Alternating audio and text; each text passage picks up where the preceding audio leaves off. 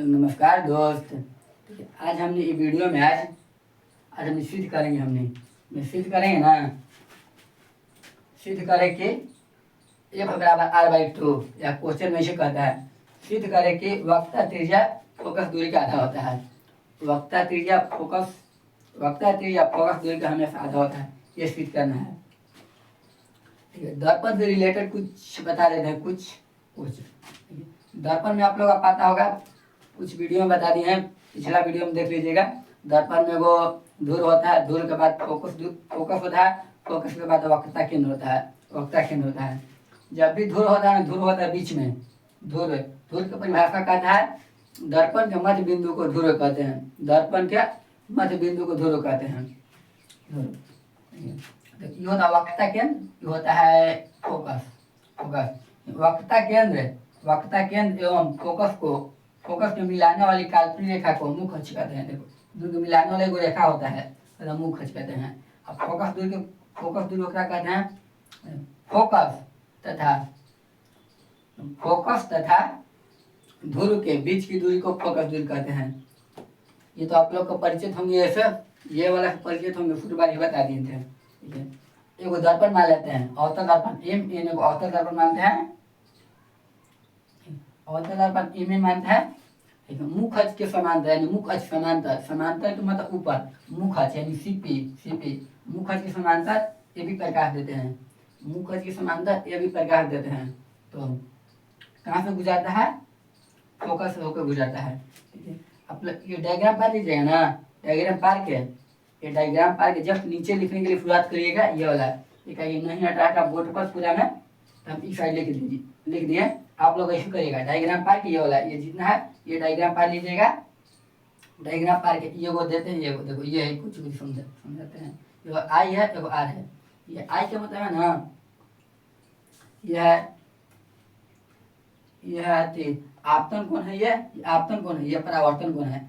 ये इंग्लिश में कहते हैं इंसिडेंट रे। आपतित किरण को इंग्लिश में कुछ कहते हैं इंसिडेंट रे, यानी आई से लिखते हैं। परावर्तित किरण को कुछ कहते हैं रिफ्लेक्टेड आर से। यह आपतित किरण है, यह परावर्तित किरण है। तो लिखिए आई से, ये है आर से। जस्ट ये डायग्राम पार कीजिए वाला, ये में आई बार लिखिएगा जरूर। तो ये डायग्राम पार के जस्ट लिखिएगा।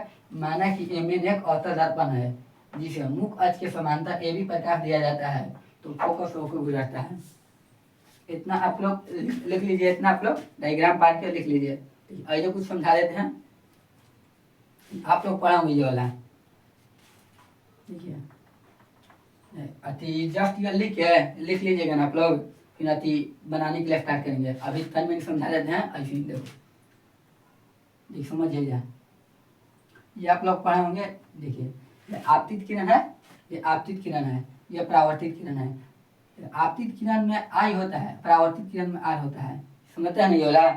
आपतित किरण आई, परावर्तित किरण आर। देखो फूरियर वाली बताए थे, प्रकाश के परावर्तन के नियम बताए थे। कोण आई बराबर कोण आर होता है, कोण आई बराबर कोण आर होता है। ये होता है ना, देखिए ये जस्ट उसी बिहेव कर रहा है। ये वाला बिहेव ऐसे हो रहा है ना, जितना ई वाला होता है, जितना ई वाला होता है, ये वाला होता है। अब देखिए तो मैथ में आप लोग पढ़ेंगे, मैथ में एकांतर कोण वाला, एकांतर कोण यह होता है ना, ये जब तिर्यक रेखा कोई अति करता है ना, तिर्यक रेखा काटता है ना, ये वाला कोण दोनों बराबर होता है एकांतर कोण से। ये वाला कोण और ये वाला कोण दोनों बराबर होता है एकांतर कोण से। देख ये समझ गए इतना, बस इतने कोई आधारित है, इतना समझ गए हैं तो ये बन जाएगा, सिद्ध हो जाएगा। उम्मीद करते हैं कि इतना लिखे होंगे। फिर आगे टॉपिक स्टार्ट करते हैं। आगे लिखते हैं ना, लिख लिए है ना, तो आगे लिखते हैं। जहाँ से लिखे थे ना, जहाँ से अब जस्ट उसका नीचे लिखिएगा। नीचे हम लिखवाए थे ना, ये कुछ यही लिखवाया है। माना कि ए मैंने एक अवतल दर्पण है, इसके मुख्य अक्ष के समांतर ए भी प्रकाश दिया जाता है, तो फोकस होकर गुजरता है। उतना तक लिख ले होंगे। डायग्राम पा रहे हैं, तो जस्ट नीचे ही लिखे होंगे, वहाँ पर भी लिखना, वही लिखना। अब समझते हैं हमें। ये जब भी बता थे ना, देखो ये कौन है, ये कौन आई कौन आर है, ये दोनों बराबर होता है। कौन आई बराबर कौन आर, कौची के प्रकाश के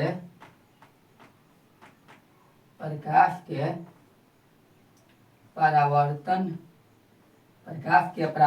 के नियम से ये लिख देते ये वाला कोण आई बराबर कोण आर, ये दोनों बराबर है, कोण आई बराबर आर प्रकाश के परावर्तन के नियम से। ये बता था ना ये वाला ये होता है कोण आई कोण आर प्रकाश के परावर्तन के नियम से। देखिए फिर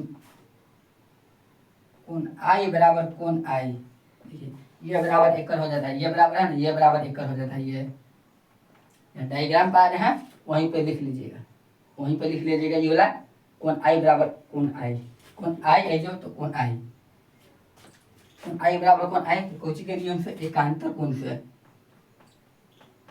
एकांतर कोण से। डायग्राम पे सब आप लोग नीचे ना लिख रहे हैं, डायग्राम के नीचे लिखिएगा सब। इसका समीकरण नंबर 1 मान ले रहते हैं, इसका समीकरण नंबर 2, समीकरण नंबर 1, समीकरण नंबर 2। देखिए आप लोग पढ़े होंगे मैथ में, त्रिकोणमिति में पढ़े होंगे LHS बराबर RHS होता है। जब LHS बराबर हो जाता है तो RHS बराबर हो जाता है। समीकरण 1 एवं 2 से चल सकते हैं, समीकरण 1 एवं 2 से, समीकरण समी का मतलब समीकरण है, समीकरण 1 एवं 2 से। कोण आई बराबर कोण आर, इस समीकरण नंबर का 3 मान लेते हैं, ये 3 मान लेते हैं। ये समझ में आया कैसे हुआ ये वाला। देखिए अगर ये दोनों LHS बराबर हो जाता है तो RHS ऑटोमेटिक बराबर हो जाता है, अपने आप बराबर हो जाता है। तो समीकरण 1 एवं 2 से, समीकरण 1 एवं 2 से कोण आई बराबर कोण आर, ये हो गया। अब चलिए अब देखिए जब ये दोनों बराबर हो जाता है, जब ये दोनों बराबर हो गया, देखो आई और आर, कोण आई और आर, तो एक यू हो गया, नाम हो गया समद्विबाहु त्रिभुज हो गया। जब समद्विबाहु त्रिभुज में 2 भुजा बराबर होता है ना, वही होता है समद्विबाहु त्रिभुज। इनमें 2 भुजा बराबर है, जब ये दोनों बराबर है यही दोनों बराबर होगा, यही दोनों बराबर नहीं होगा, ये दोनों बराबर नहीं होगा, तो ये वाला त्रिभुज हो जाएगा कौन है, नाम हो जाएगा त्रिभुज कौन सी, समद्विबाहु त्रिभुज। इसलिए लेंगे BCF एक समद्विबाहु त्रिभुज है, ये हो जाएगा ना। BCF यही चलेंगे, BCF एक समद्विबाहु त्रिभुज है, समद्विबाहु त्रिभुज है। देखो मैथ में 9 में पढ़ना है, 9 में जब कोण बराबर होता है तो उसका भुजा बराबर होता है। जब कोण बराबर होता है ना उसके सामने वाला भुजा बराबर होता है। देखिए मैथ में ही समझिए तो मैथ के अनुसार होगा। यह त्रिभुज है ABC, यू ला बराबर है, दोनों बराबर है, भुजा कौन बराबर होगा इसका, ये जब सामने वाला भुजा बराबर होता है ए, कौन है, मान लेते हैं नाम है, लिख लेते हैं उनका, कौन है 3 है, कौन है 4, कौन 4 के सामने वाले भुजा कौन है, कौन 4 के सामने वाले भुजा है ए बी बराबर होगा। कौन 3 के सामने वाला कौन है, कौन 3 के सामने वाला, कौन 3 के सामने वाला है AC, तो इसका बराबर हो जाएगा AC हो जाएगा A तो C, AC हो जाएगा AC। एक और मैथ में समझिए तो ये बताइए आप लोग, त्रिभुज है, ये कौन बराबर है, नाम दे रहे हैं ABC, नाम दे रहे हैं 8 या 9। देखिए कौन 8 के सामने वाला भुजा कौन है, कौन 8 के सामने वाला भुजा BC, तो BC बराबर हो जाएगा। तो कौन 9 के सामने वाला भुजा कौन है, कौन 9 के सामने वाला है AC बराबर हो जाएगा। तो उम्मीद करते हैं कि समझ में आ गया होगा आप लोग का। देखिए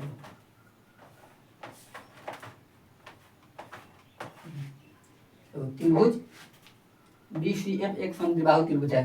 देखिए जब के सामने भुजा कौन है, आई के सामने वाला भुजा ये है, ये सामने वाला भुजा कौन है P है, तो BF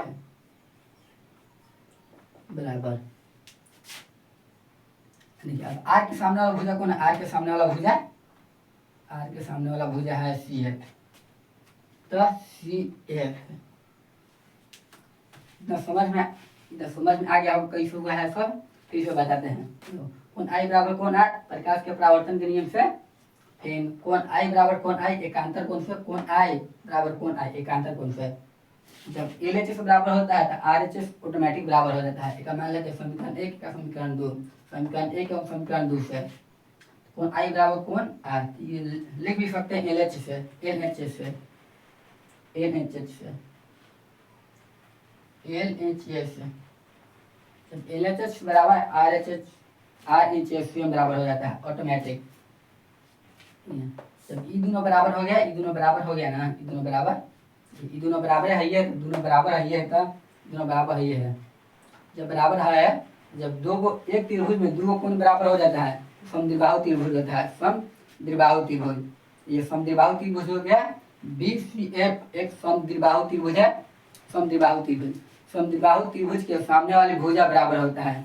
समद्विबाहु त्रिभुज के कोण रहता है ना, कोण, समद्विबाहु त्रिभुज के कोण, कोण के सामने वाली भुजा बराबर होता है। एक सामने वाली भुजा कौन है, आज की सामने वाली भुजा बी एफ, तो बी एफ। आज के सामने वाली भुजा कौन है, आज के सामने वाली भुजा सी एफ, तो सी एफ लिख दिए। इतना लिख लिए होंगे इतना, फिर आगे फिर लिखते हैं, आगे लिखे थे ना, आगे ये लिखे थे ना, तो सामने वाली भुजा कौन है, बी एफ बराबर सी एफ है। देखिए एक मिनट, बी बी एफ है, बी एफ सी एफ सही है, इतना तो सही है। अब मान लेते हैं, देखो अब मान लेते हैं ये ना, तो अपन ये होता है जब प्रकाश देते हैं ना, दम नजदीक देते हैं, नजदीक देते हैं, दम नजदीक से प्रकाश देते हैं, दम ये होता है दम आगे को समांतर में, दम ऐसा प्रकाश देते हैं, दम तनी को भी दम देखो सामने जस्ट देते हैं। हम डायग्राम के चलते ऊपर गए हैं। अब मान लेते हैं, अब मान लेते हैं कि माना कि बी पी के बहुत नजदीक है, नजदीक है, मान लेते हैं नजदीक, दम नजदीक देते हैं, दम नजदीक, दम नजदीक, दम ऐसा एकदम सटल होता है, सटल रहकर ये रह कर ना, दोनों बराबर होता है, ई बराबर होता है, ई सब एक बराबर आ रहा है, दम फुल के बराबर, तो मानते हैं, तो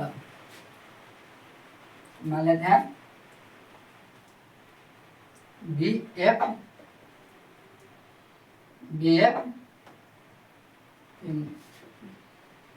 पी एफ, ये दोनों बराबर हो जाते हैं। समझिए एकदम ऐसा, एकदम एक ऐसे बी है ना, बी समझिए एकदम ऐसा, अपने एकदम ऐसा, तो ये बराबर होता है, ये दोनों बराबर होता है, ये का बराबर हो जाता है, अब ये एक का बराबर हो जाता है, दोनों बराबर ही होता है। देखिए ऐसे मान लेते हैं बी यही है, एक बराबर हो गया, एक बराबर हो जाता है, एक बराबर हो जाता है। लिखे आएंगे, माना कि बी पी के बहुत नजदीक है, तो हो जाएगा नजदीक है, तो हो जाएगा बी एफ बराबर पी एफ, बी एफ बराबर पी एफ। एक मान लेते हैं ना, एक समीकरण नंबर 4 मान लेते हैं, समीकरण नंबर 4, जखनी 3 तक आ गए थे ना, 3 तक समीकरण नंबर 4 मान लेते हैं, 4 ये समीकरण 4। अब एक मान लेते हैं, मान लेते हैं समीकरण नंबर 5, समीकरण 4 मानते हैं, समीकरण नंबर 5 मान लेते हैं, खाली समीकरण मानी चल जाना बस, खाली समीकरण एक 4 मान लेते हैं, 5 मान लेते हैं। देखिए यह में कौन बराबर है ना, डी एफ बराबर है, देखो जब ऑटोमेटिक एल एच एस बराबर आर एच एस से बराबर हो जाता है, तो इसमें चलेंगे समीकरण 4 एवं 5 से, समीकरण 4 एवं 5 से, तो ये दोनों बराबर, तो सेम ये दोनों बराबर हो जाता है, ये दोनों बराबर, तो सी एफ बराबर पी एफ, हो गया ना। देखो ये दोनों बराबर है, बी एफ बराबर, तो ये दोनों ऑटोमेटिक बराबर हो जाएगा, कोई चीज एल एच एच से, पोस्ट में भी लिख सकते हैं एल एच एस से, एल एच एस से हो गया। बस इतना समझ में आ गया, अब सॉल्यूशन हो जाएगा। देखिए अब चलते हैं अब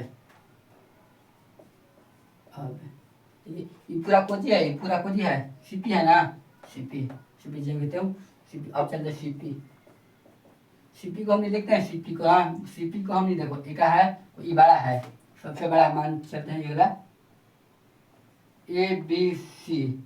तो देखिए ए भी पूरा बड़ा है, ए बी को हम दो भाग में तोड़ के लिखते हैं ना, ए सी प्लस सी बी ऐसे लिखते हैं ना।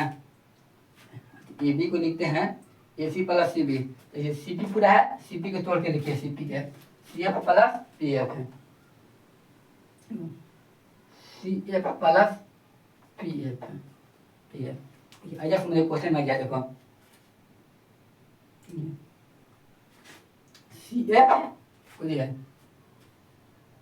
भैया भैया ऐसा समझ देखिए क्लास चलते ऐसा समझते देखिए सी एफ है ना, सी एफ है, देखिए सी एफ कितना बराबर है पी एफ के, दोनों बराबर है ना, सी एफ बराबर है पी एफ, एक जगह पर हम यू लिख सकते हैं, पुट कर सकते हैं, ये दोनों के मान बराबर है, दोनों सेम है ये है, तो एक सी एफ के जगह पर पी एफ पुट कर सकते हैं, तो सी पी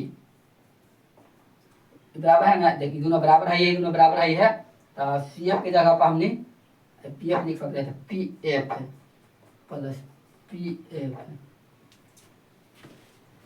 उम्मीद करते हैं इतना तक समझ में आ गया होगा, आगे फिर देखते हैं आगे फिर इतना तक लिख लीजिए आप लोग।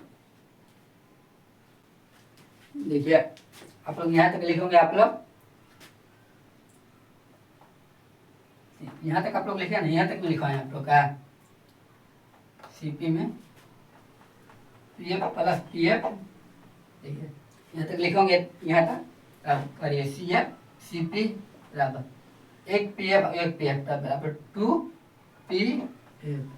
देखिए बताइए आप समझिए, अब पिछले का वीडियो देखने के बारी है, देखे होंगे, उम्मीद करते हैं कि देखे होंगे। देखिए वक्त देखो वक्ता केंद्र को जो फ्रीज करते हैं, सीपी है ना, सीपी देखो वक्ता केंद्र और फोकस, वक्ता केंद्र और पोल है, वक्ता केंद्र और पोल इन दोनों के बीच की दूरी को कुछ कहते हैं मुख्य अक्ष, मुख्य अक्ष को जो फ्रीज करते हैं आर से, आर देखिए आर दोनों के आर है, समझिए ना, वक्ता केंद्र कुछ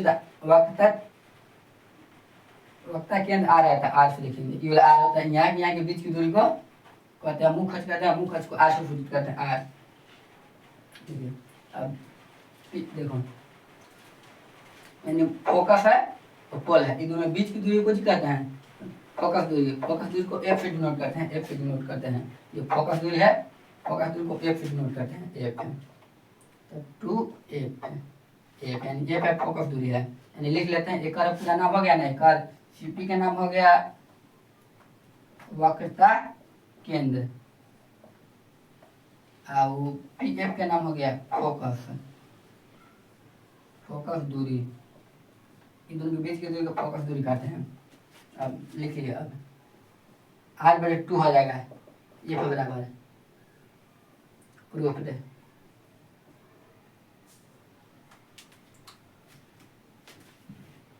उम्मीद करते हैं कि ये क्वेश्चन समझ गए होंगे, ये 2 नंबर में पूछता है, 2 नंबर